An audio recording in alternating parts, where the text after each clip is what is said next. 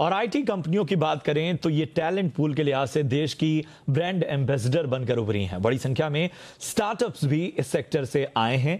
Job opportunity के लिहाज से भी इस सेक्टर की ओर लोगों की उम्मीदें रहती हैं। आइए देखते हैं कि आईटी और स्टार्टअप्स को इस साल बजट से क्या क्या उम्मीदें हैं।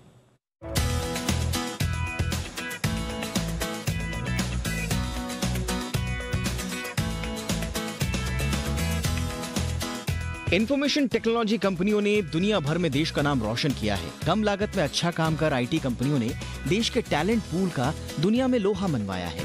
बजट में आईटी कंपनियों के संगठन नेस्कॉम का मानना है कि अगर रियायत मिले तो सेक्टर को और लाभ होगा, जैसे कि कॉर्पोरेट टैक्स की 15% रियायती दर का लाभ मैन्युफैक्चरिंग ही नहीं आईटी जैसे सर्विस सेक्टर को भी मिले।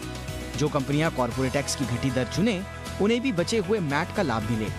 एसईजेड के री इन्वेस्टमेंट रिजर्व का दायरा बढ़ाकर इसमें पूंजीगत और दूसरे खर्चे भी शामिल किए जाएं।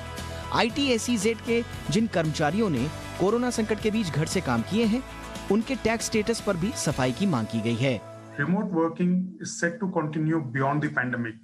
In fact, this is something that can tremendously boost the industry's ability to scale up wherever the talent is available.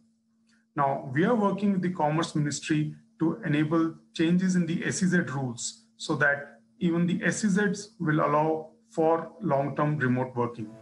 IT sector के दम पर ही ढेरों स्टार्टअप्स नए बिजनेस आइडियाज लेकर हाथ आजमा रहे हैं और नाम भी कमा रहे हैं। स्टार्टअप्स तेजी से बढ़ें, इसके लिए कुछ मांगे हैं, जैसे कि एलिजिबल स्टार्टअप्स के लिए मौजूदा 100 करोड़ रुपए की सीमा को बढ़ाने की मांग है। कम से कम इसे 200 करोड़ रुपए किए जाने की डिमांड है। कर्मचारियों को प्रोत्साहित करने के लिए दिए जाने वाले शेयरों पर टैक्स की देनदारी में भी राहत की मांग है। जो स्टार्टअप उद्योग मंत्रालय से मंजूर है, उनके लिए मिनिमम अल्टरनेटिव टैक्स खत्म करने की भी गुजारिश है। स्टार्टअप्स को मिलने वाले पेमेंट पर विद होल्डिंग टैक्स में भी रियायत की मांग की जा रही है। साथ ही रेजिडेंट और नॉन रेजिडेंट निवेशकों के टैक्स दर में समानता लाई जानी भी जरूरी मानी जा रही है। स्टार्टअप से शुरू हुई लेकिन बढ़िया कारोबार जमा चुकी कंपनियों की भी बजट से कई उम्मीदें हैं। कंपनियां ये भी चाहती हैं कि ऑपरेटिंग मार्जिन तय करने के लिए कोरोना संकट के दौरान खर्च की गई रकम को एक्स्ट्रा ऑर्डिनरी कॉस्ट की तरह देखा जाए। ट्रांसफर प्राइसिंग नियमों को लेकर भी रियायत की मांग है। कोरोना की वजह से डिमांड पे बहुत फर्क पड़ा है, मार्केट में डिमांड कम है एंड सब बिजनेसेस को रिवाइव होने की जरूरत है। ये रिवाइवल तभी हो पाएगा जब इंडिविजुअल के हाथ में ज्यादा पैसा आएगा खर्चने के लिए, और उसका सीधा तरीका ये है कि अगर सरकार अपना टैक्स रेट कम कर देती है, इनकम टैक्स रेट कम कर देती है इंडिविजुअल पे, तो स्पेंडिंग पावर मार्केट में बढ़ जाएगी और इकोनॉमी का एक रिवाइवल हो पाएगा। आईटी इंडस्ट्री और फिनटेक इंडस्ट्री की काफ़ी ज़्यादा उम्मीदें हैं।